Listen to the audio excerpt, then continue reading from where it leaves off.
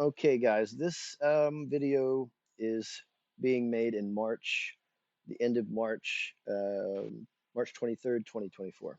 Okay, information could change eventually, but this is how it works now.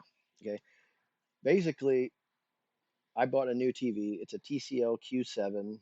It claims to support VRR, 4K at 144 hertz. If you're using HDMI port number one, it does variable refresh rate. It has gaming mode. And if you turn on gaming mode, you can then see these other options. And it was a nightmare for us because basically we were going down a rabbit hole of information, and everyone is providing this or that, and they're only giving you partial information, which also could be incorrect. Okay, so I'm here to bring it all together. Probably like 12 different people were all sort of wrong, but they were also right. Okay, so here we go. Without further ado, let's do 4K VRR streaming, dual PC setup, and be able to have G-Sync enabled and be able to use FreeSync with the G-Sync on your FreeSync capable monitor or display or TV. You know, these TVs are very good price. I got a 55-inch for like 500 bucks, and it can do 4K 144 hertz with G-Sync enabled. So here we go. Um, you know, this was a nightmare. So here we go. Try to keep up. If you can't, leave a comment in the description below, or yeah, leave a comment and I'll get back with you. Okay. First off, turn on HDR in Windows and make sure that your auto HDR is turned off. It will freak everything out if auto HDR is on. Okay, we don't need anything that's not HDR turning into fake HDR. Okay. Number two, we got check your advanced display and turn on 10-bit colors and check your resolution. Okay, make sure you're at 3840 by 2160 and that it shows 120 hertz or 144. If you have a high-end monitor, it'll probably just show it.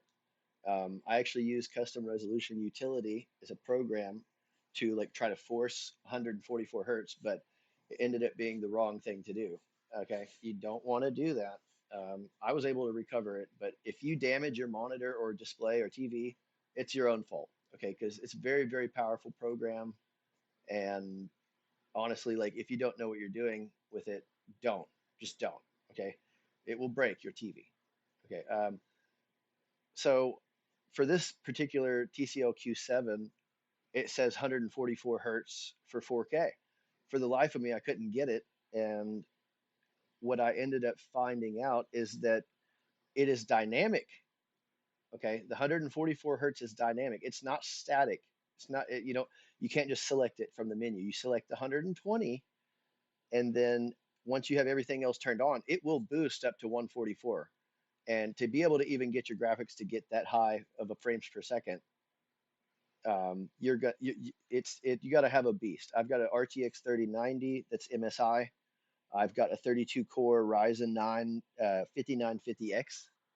So there's no bottlenecks. I've got the fastest NVMe drives out. The currently it's the 990 Pro. Okay, so there is no bottlenecks on my system whatsoever. I've got the B550 motherboard, so it's version 4 of the standard. Um, Here we go. Da, da, da, da, da. Is your HDMI? This is the number one thing that we found out that was killing us. We just couldn't figure out what the hell the deal was. Okay, HDMI cable has to be version 2.1. Okay, because currently DisplayPort doesn't support as much bandwidth as HDMI. And for the first time in my whole life, or like as long as I can remember, um, HDMI 2.1 is like an alpha over DisplayPort currently. I mean, DisplayPort's a very obedient cable. It's a better cable. It even carries audio like HDMI, and I've never had problems with it. HDMI is very finicky. Okay, so the only thing that I will say is, does your monitor or TV actually support version 2.1? If it does, you're good. Your GPU also has to support the standard. Okay. Um, if you're using a DisplayPort 1.4a cable, it has to go DP to DP. You can't use an adapter to go from DP to HDMI. You can't use a cable that has DP on one end and HDMI on the other end. It does not work. Variable refresh rate doesn't work like that. It doesn't know how to read through the cable. Like DisplayPort will work. It has to be the same on both ends of these cables. Okay. HDMI 2.1 works. Rocketfish certified HDMI cable from Best Buy works. Make sure it's the 48 gigabit per second one. And make sure on the specs and on the additional features on their website, it shows that it supports VRR and that it supports dynamic HDR. Okay, very important.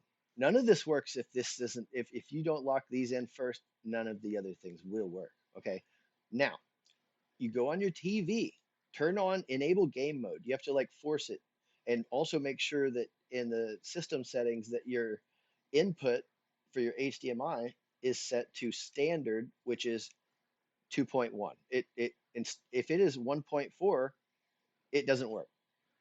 Period. None of this works. Okay.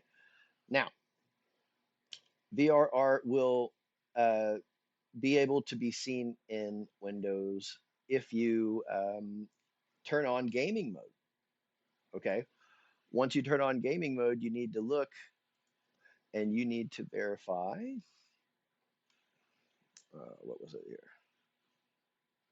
Okay, yeah, verify your graphic settings. You'll go hit the Windows key, type GRAPH, and then graphic settings pops up. Go to your default. Now you see here variable refresh rate on. You will not even see this. This will not be in the list if you do not turn on your gaming mode, because then you won't even be able to use this at all. You won't show. Now, once you're able to get variable refresh rate turned on, you make sure that auto HDR is turned off. Then what we do, let's go back to the chart. We then go in Windows, type in game mode, look for game mode settings, turn it on. Okay. You might have to tell Windows here in this list that Call of Duty, for example, this is all going to work for Call of Duty, by the way, Modern Warfare 3 and Warzone. For the options, you go select it, go high performance, and force it to high performance on your GPU. Okay, your others, it's all user preference. All right, here we go back to the chart. All right, game mode enabled. Now that you've got those turned on and you verify that you've got the correct cable, you go back to G-Sync here. We'll go to NVIDIA control panel. And this right here, this setup G-Sync in this display category here, it will not show either. If you do not have variable refresh rate turned on, once you turn that on, suddenly if you have the correct cable, you will then see this, setup G-Sync. Cancel. I'm going to click cancel because I was just fiddling around with that. This is all right. Okay. Setup G-Sync. Now, make sure that enable G-Sync is checked. I would honestly, for the longest, I was selecting enable for full screen mode only. But now that I'm running multi-monitors and I'm doing a bunch of streaming, I'm going to select enable for windowed and full screen mode. Okay. Go down to the third category here, check enable settings for the display and make sure that that the one that supports FreeSync or G-Sync is selected here. Okay, then you go down, click apply. Next. Once you've done that, you've applied G-Sync, selected your display, you've enabled the display. Now you go to your 3D settings tab. Okay, open this guy, manage 3D settings. All right, globally, this is the most important for global. Okay, programs, I don't even mess with this in here. Okay, you go to global, and here's my settings. All these are pretty much stock, what comes with the default settings. except these are the main important ones. Okay, here we go. Low latency up mode has to be set to ultra. Otherwise, it can't keep up. It doesn't sync right. Something I got to look up. So here we go. Look at the bottom. Select ultra to prioritize latency by fully minimizing queued frames. In addition, it also minimizes VSync latency when both VSync and G-Sync are enabled. So it just cuts out all that drag, that extra few milliseconds or whatever. Okay, you need it to be ultra. You go max frame rate off. For the longest time, I would put a frame rate cap. Okay, you don't need to if these other settings are the way that they are. Okay, monitor technology needs to say G-Sync compatible. Okay, go down to power management mode. Okay, prefer maximum performance needs to be enabled. Okay, preferred refresh rate, highest available. Okay, so that'll make it where when you're all synced up and everything's locked in, it if your TV is claiming you have that 144 hertz, okay, it will boost up to that highest available. Makes that happen. I'm 99% sure there, but needs to be this. Okay, texture filtering quality needs to be set to quality. Okay, it will make a huge difference. Vertical sync. Okay, for the longest time, I was doing, see down there where it says on, yada yada, it will have longer latency and lower performance due to render rate limits. Okay, it can stutter if your GPU falls below the refresh rate or goes too far past it. So you will have tearing, yeah, either way. So don't use that. Okay. The new one, I did the research from NVIDIA, and they're totally recommending to use the fast setting.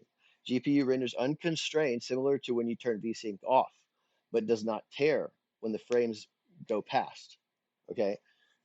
Then the G-Sync picks it up when it dips below. Okay. So VSync handles everything else as long as it's set to fast, and the G-Sync if it falls below. Okay. Now, da, da, da, da. These are the settings. So there you go. Double check all of those. And let's go back to the board. Okay. Now that you've verified these, everything else stock should be fine. You then go to your NVIDIA app. Also, I will say this. I actually had to do a backup and wipe my entire computer for the hard drive that contains the operating system. Okay, might as well wipe the other ones too if you're creating a real backup. Just do a true backup. Don't lose your stuff. Okay. Um, Once you install Windows 11, all of the HDR stuff works. Okay. There was so many problems with Windows 10 HDR because HDR had just came out, and HDMI 2.0 was the standard. Well, it didn't quite nail it. HDR is trash if you're using that standard. If you're using 1.4, I don't even think it works. Okay, I'm not sure. I don't even want to go down that road. Okay, it's a nightmare. So just trust me. I did not want to do Windows 11, but it's a lot less of a headache than I originally thought it was going to be. Windows 11 isn't that bad. Okay, at first it was very buggy, and I was not going to do that because I'm a network admin and I need stability. And I also do graphic design. I do web design, everything. Okay. Um, so in the NVIDIA app, there's a new beta app that come out exclusively for Windows 11. You cannot get it on Windows 10. I think that's what made me switch to Windows 11 in the first place. That and the HDR compatibility.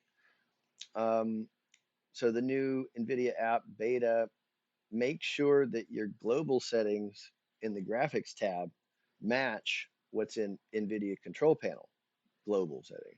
Sometimes I've done a couple of changes and for some reason it didn't reflect in the other one. Maybe it didn't lock in all the way. Just verify those are the same. Okay. Then you go to program settings in the graphics tab for whatever game. Okay, and you go down, click on, yeah, graphics, programs, go down, scroll all the way down past everything. Look for driver settings. Make sure RTX dynamic vibrance is turned off. I'm not sure what update changed what's being seen here, but we had RTX HDR was in between these. It was also needing to be turned off because if you're using true HDR, RTX HDR makes SDR programs look very, very, very similar to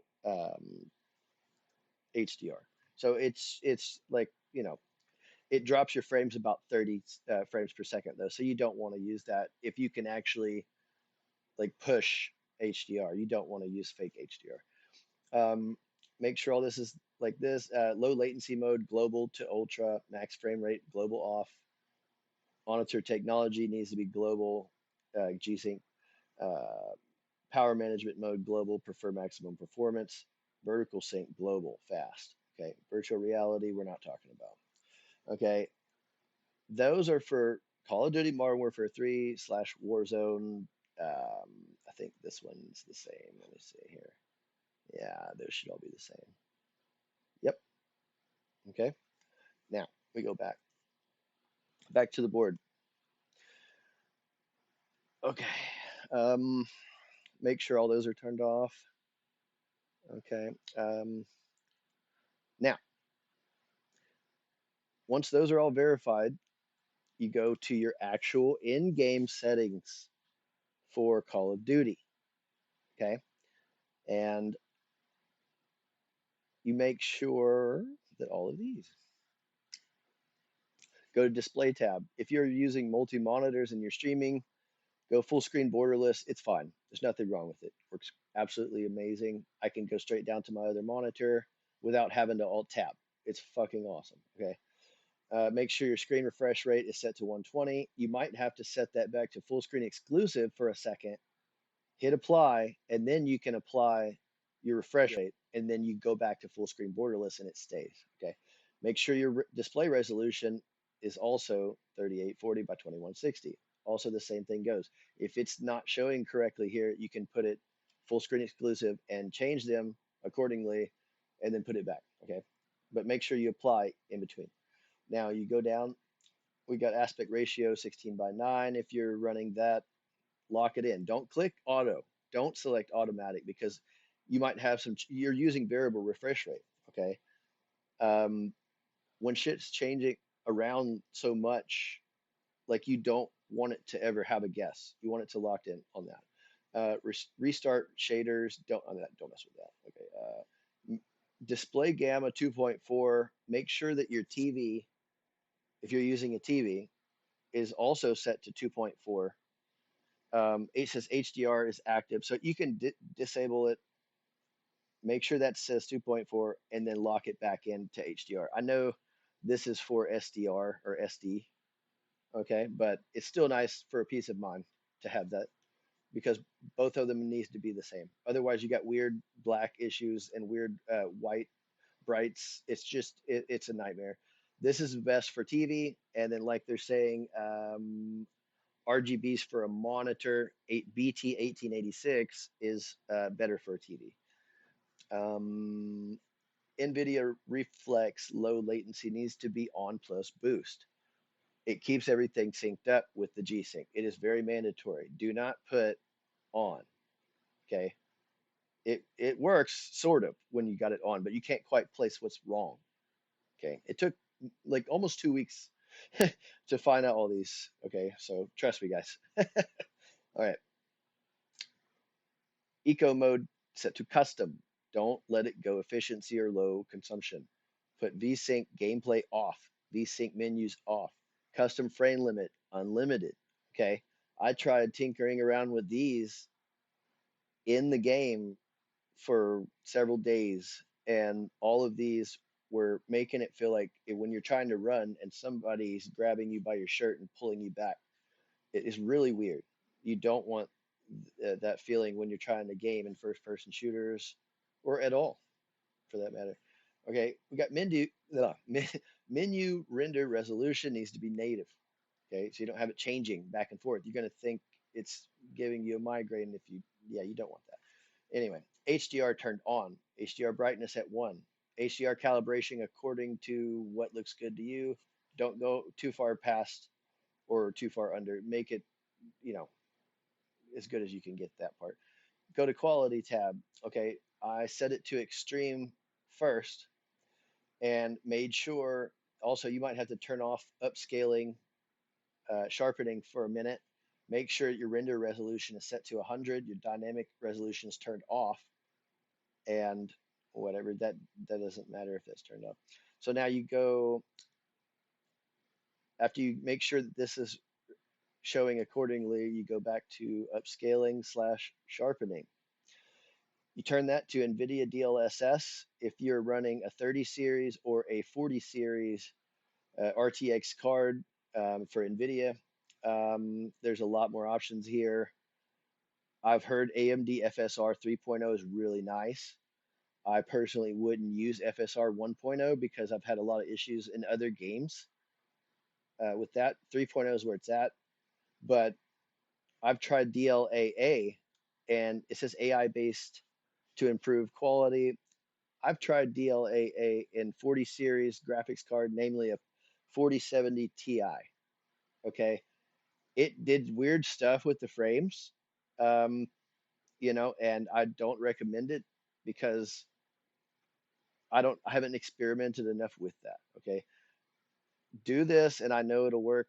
Okay. Go NVIDIA DLSS, go quality, and go 100% DLSS sharpness. Okay, you go down, make sure that path tracing plus ray construction is off. This is only for gunsmith, firing range, and lobby screens. It has no impact on game performance. Well, that's a lie. It does impact game performance because it creates a domino effect that happens. It drops your frame rate or your frames per second down in the menu so low, you'll hit 40, which is below there's a window for FreeSync, which is I think 44 through on mine is FreeSync Premium Pro. It goes 44 through 240, but it can't do 240 in 4K. It can only go to like 144.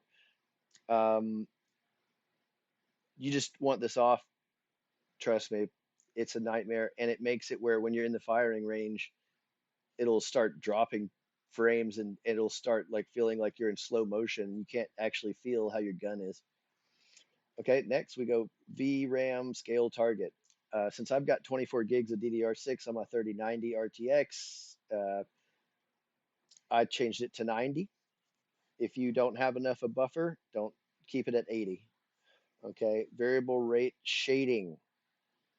It's turned off because DLSS is active. Um, I don't think you need this on. You know, I'm sure that if you turned it on and you turned off upscaling and you're that brave of a person, like, you can fiddle with that. But this is how my settings are.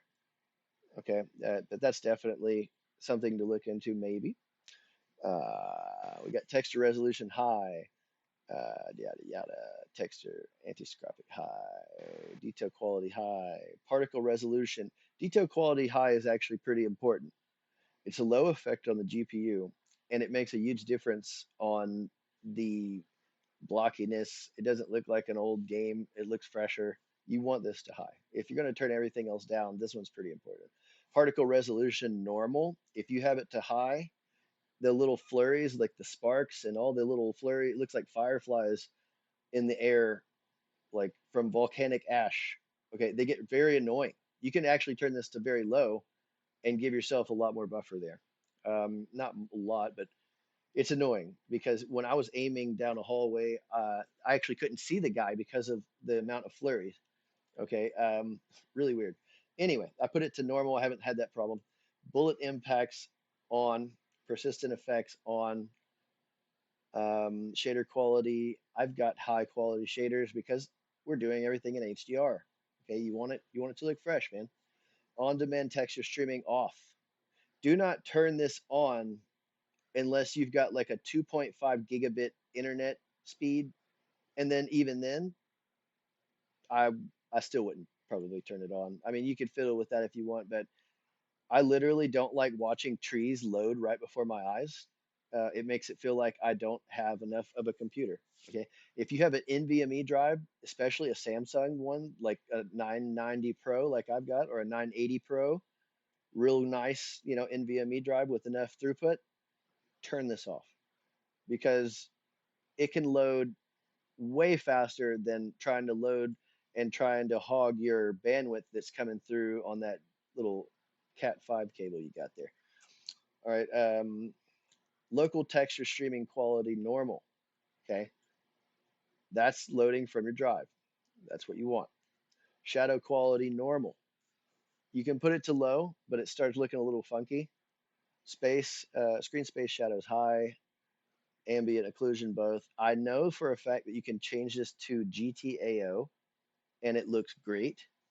But when I put the extreme quality setting, it put both, and I haven't seen any problems. So I'm going to leave it like this for now. But definitely, if you need to drop this down to GTAO, try that. Screen space reflections high. Those little, like when you're looking at a puddle or a mirror or a glass pane, it really looks awesome when you see that RTX HDR goodness reflecting. You can see the light rays, the ray tracing is awesome, dude. This is why you get that type of card. The static reflection quality high is what I have. These two can be turned down if you need, if you don't have this much, VRAM.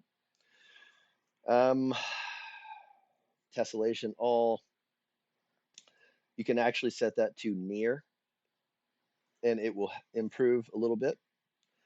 But it's all right now. Volumetric quality high, deferred physics quality high. These two you can turn down. Okay, you can turn it down to low because lighting, fog, and clouds are not as important.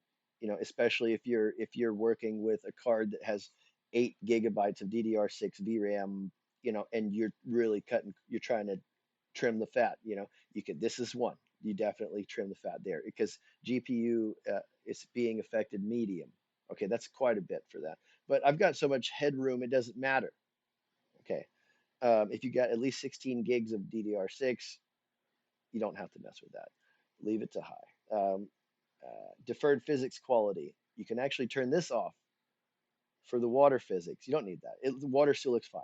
Weather grid volumes, ultra. You can also turn this to off if you're trimming the fat. Okay.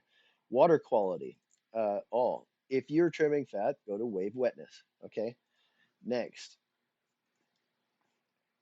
field of view 120. You gotta put that at least to 110. Okay. 120 if you have if you're sitting far enough back and you got a good enough setup, I would honestly recommend 120 anyway because you're seeing more. You people in your peripheral will show up. Okay, it's a big deal. I think that the professional gamers are all using 120. Okay, ADS field of view affected, weapon field of view default. Weapon looks as intended. You don't want changing. You don't want that changing. Okay, you get that weird looking down a hallway effect, and it get depth perception problems. Third person field of view 90. Vehicle field of view default. We'll go weapon and world motion blur turned off for both. Film grain set to 0. This causes issues. You don't need a grainy, I mean, we're not watching a movie in IMAX theater, okay? Even though this TV is IMAX certified. Oh. First person camera movement, least 50%. Third, also the same. Third person ADS. You want that to look like first person ADS when you actually aim down the sights. You get way more accuracy. Personally, I don't think there's any third person. I think there's only like one mode that supports that anyway. So just do that. Trust me. It's really personal preference though.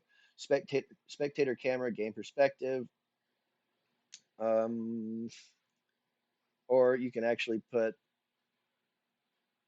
yeah, just that's personal preference. Inverted flashbang. I tried setting this to on, and it makes my whole screen turn black. And when you're dealing with variable refresh rate issues and trying to sort out these problems like we have been, it makes you think that your monitor just dropped, like you just dropped off the face of the earth, and you think that variable refresh rate just failed you. So just leave this off, dude. I know it'll make it completely bright white, especially when you got those up to 10,000 nits, for these TVs. It's crazy. Just leave this off though. You'll thank me later. Okay, now once all of these have been locked in, you see here I'm floating in the menus at, here, let's go to the regular menu. Yeah, it's jumping around in the hundreds, like 115 and up. It will jump higher in gameplay, especially when you pull the trigger, when you're running, when things are rendering, it will go up. Okay, this is good. It's floating around. I'm very used to seeing frames per second being locked in with VSync. Okay, but this is acting like it's supposed to.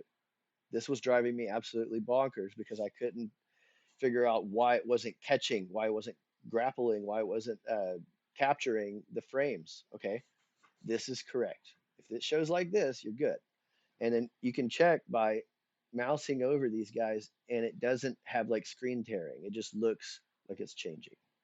Okay, the colors, they're all personal preference. Each TV has its own set of things that you need to go through and change for as far as HD color mapping. Make sure you turn all of the settings that are related to motion off. You do not need weird motion things happening like in your TV itself while you're trying to run around. It'll give you either a headache or it'll make you think your VRR is failing or your G-Sync is failing, and you just don't need those headaches. You can turn that on when you're watching your soap operas because it gives that soap opera effect. Okay, now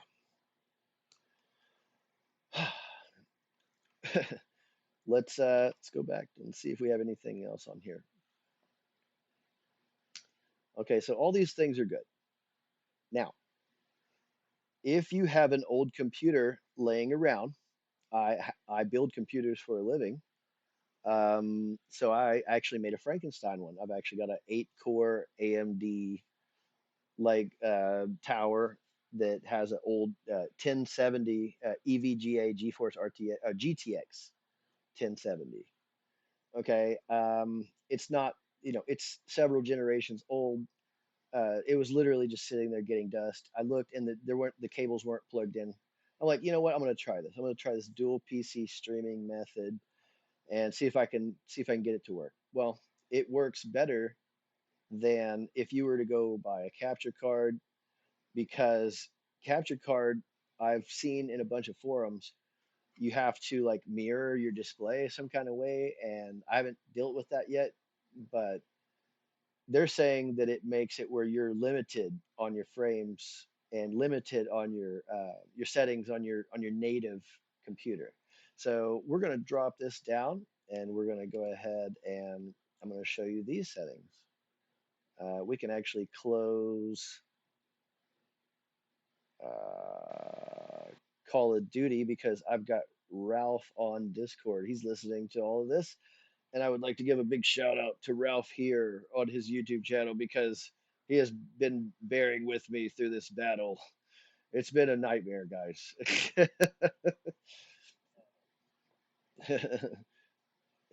It's been fun.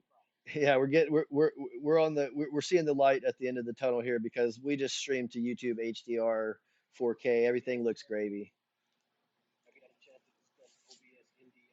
That that's what I'm. Yeah. Okay. So back to that. All right. Let's go ahead and we're going to go ahead and so there is a program out there called NDI. Here we go. All right, we're going to run as administrator, NDI 5 tools. Okay, once you get the full app installed, it looks like this. Okay, you can click on screen capture and then it will actually send a signal over your network. Okay, And when you know it's working correctly, you will, I'm going to go ahead and close Call of Duty for now because it keeps getting in the way. All right. You will know it's working when you click down here in the little crow's foot and you see la la la la. Okay, here we go. Let's turn this guy on. Screen capture on. See how nothing happens? Okay.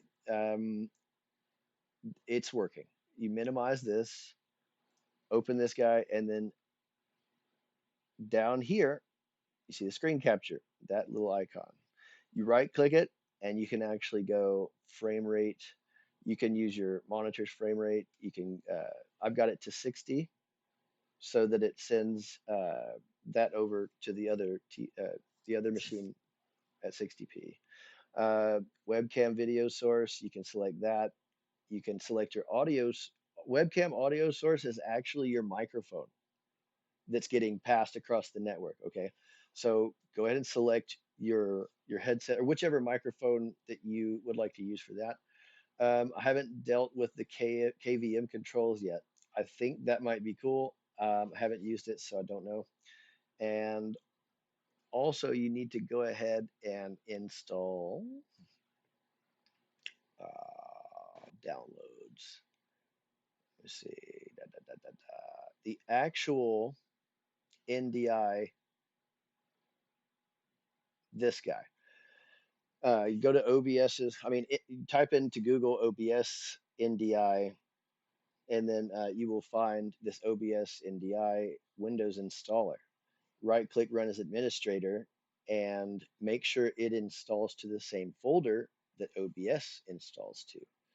When it does, you will you will see in OBS, you can go to Tool. You have to close OBS, exit out, and then reopen as administrator. Now you will see NDI output settings. Okay, make sure your main output is selected. You can rename it so you know that when you're grabbing it on the other machine, that it's the correct one. Okay. Now, preview output, I'm not using that yet, but you can totally select that too, and it'll pass those along. Make sure this is enabled, and click OK. Okay. Now, once you've got that on your second machine, okay, I recommend first off using OBS for your gaming rig because it's supposedly the lightest program. Okay, so it's the base of all these other ones, and you need to you can what you add in here to the gaming rig, you you you do either your game or your display capture. If you're doing a video like this, it's better to do display, obviously. Game, when you go to game, make sure that it's specific window and you grab just that Call of Duty or whatever game. Scroll down. Make sure that if you're using HDR like we are, you change your color space to REC 2100 PQ. Otherwise, it just isn't going to look right. Um, Capture audio beta is turned on. It's actually great. It works fine. Okay, I didn't have to when I checked this, I didn't have to add another input. Uh, another capture for the audio in the list of sources. It just kind of does it. So that's great. It's working fine. Use anti-cheat compatibility hook. Okay. Once that is locked in, I do recommend you setting your audio input capture for your microphone in here and your sources so that it gets into the game, okay, and it gets to where it's being passed across the network. Now, we will remote into, you can use Windows Remote Desktop. I would highly recommend that if it's on the same network because it literally doesn't require very many system resources to be used. And here we go. Okay. Hmm? Okay, what's going on there? Um, that's weird.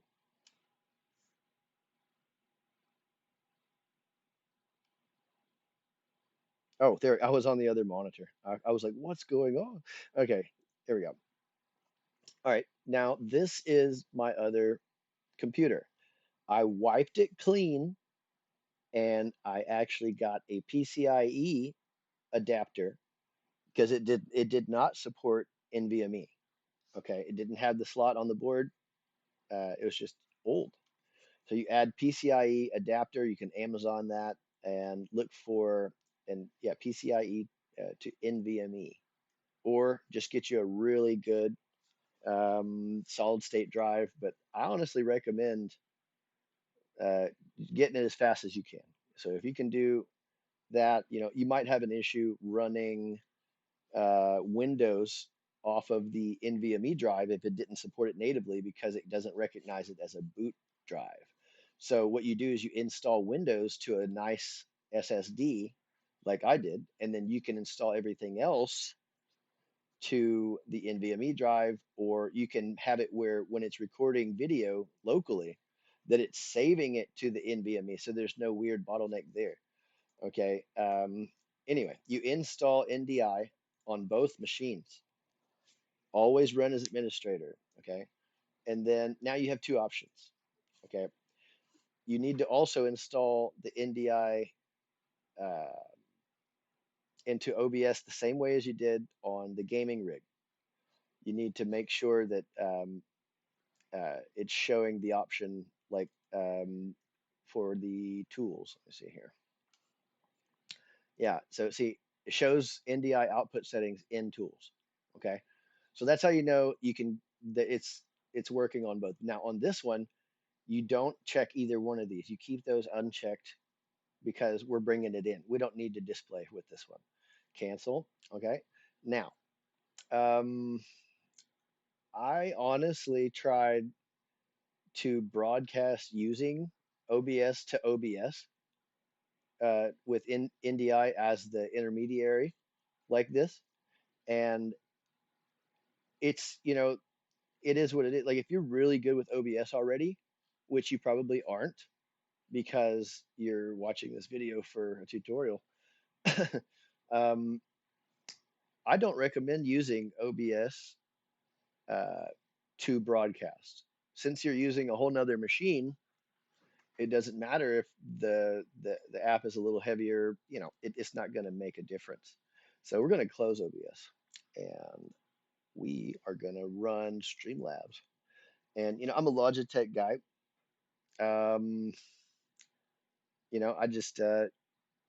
I didn't know that Logitech was the ones doing the Streamlabs thing. I didn't know that till like yesterday. Okay, so in here, it's just so much easier. It's a better user interface. The UI is it's based off of OBS. All they did was make it more user friendly. So this one is great. Okay, there's nothing that gives me any headaches in here. It just works. Okay, now obviously you got to have your settings set correctly. But now this is the best thing. You click down here. No, you know, you set it to YouTube, or you can set it to Twitch or whatever, and you can jump back and forth very easily with this one. But when you do, your scenes and your sources will change again. It will go back to whatever you had last on that. I think it's got several sets of instructions here. So to broadcast out. Okay, this is as basic as it gets. Okay, you've seen what I have on the gaming rig, and now what you do is you add a source. Okay, you scroll down and select NDI source. Okay, you click add a new source, add, and then now here it's going to show you the ones that are being broadcast across the network with the NDI program. Okay, so this is the NDI would be replacing your capture card. Okay, so you now have what I named gaming rig. Remember that? That's how you know it's the right one. Okay, so you select gaming rig. Um, I tried selecting monitor one or monitor two, and there was some lag there. You want to select this guy. Okay, now your color range, because you're broadcasting to we'll go with YouTube. I mean, it doesn't matter because both of them are the same for this. Your UV range partial, BT709, and normal latency latency is fine for now. I unchecked hardware acceleration and I unchecked fixed alpha blending. Now, those you can experiment on your own. I don't recommend it because right now it's working great, just like this. Okay. And cancel. And remember, on your other monitor, in here in the OBS on the gaming rig, you have to select display capture.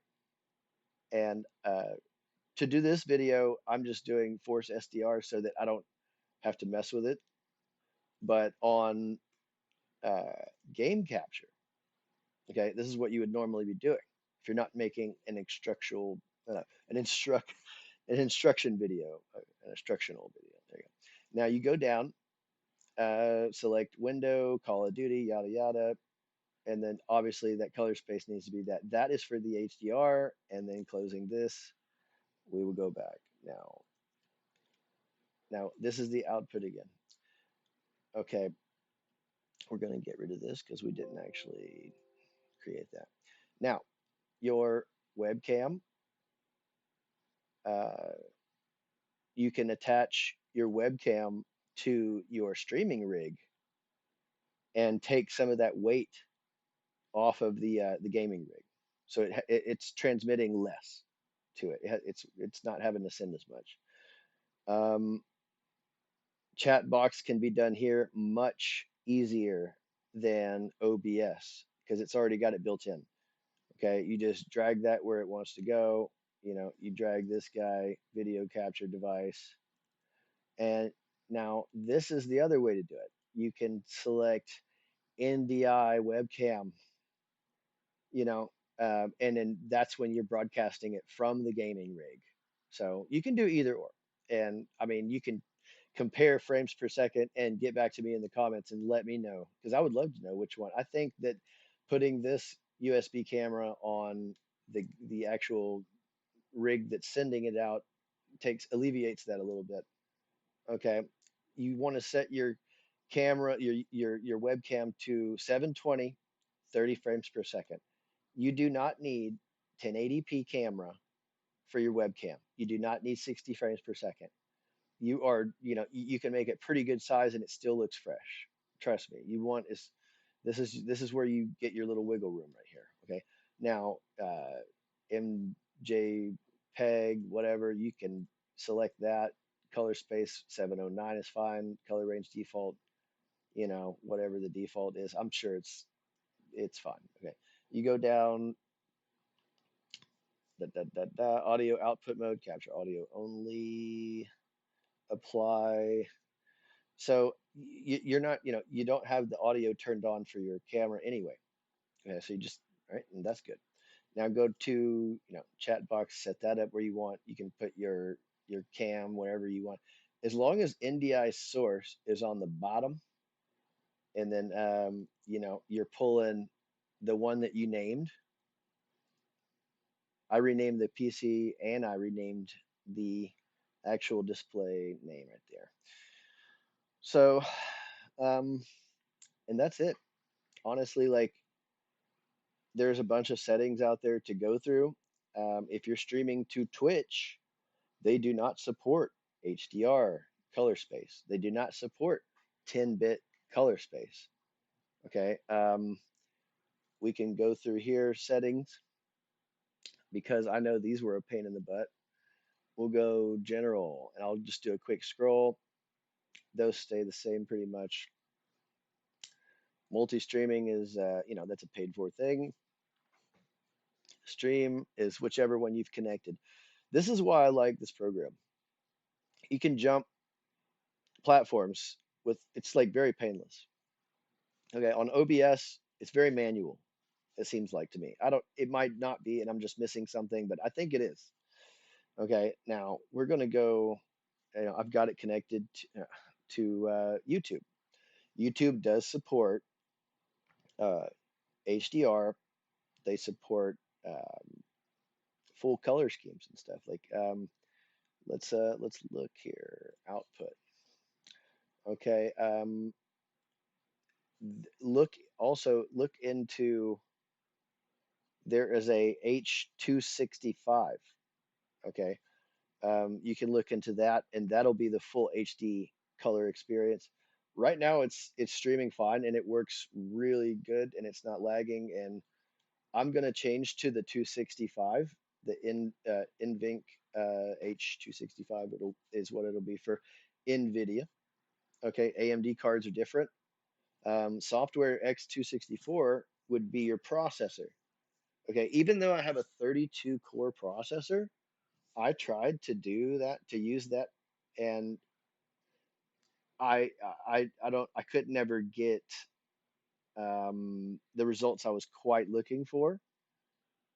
Um, you know, you can crank up the streaming quite a bit. You can put it up to 10,000. Look up the actual video bit rates that you can use.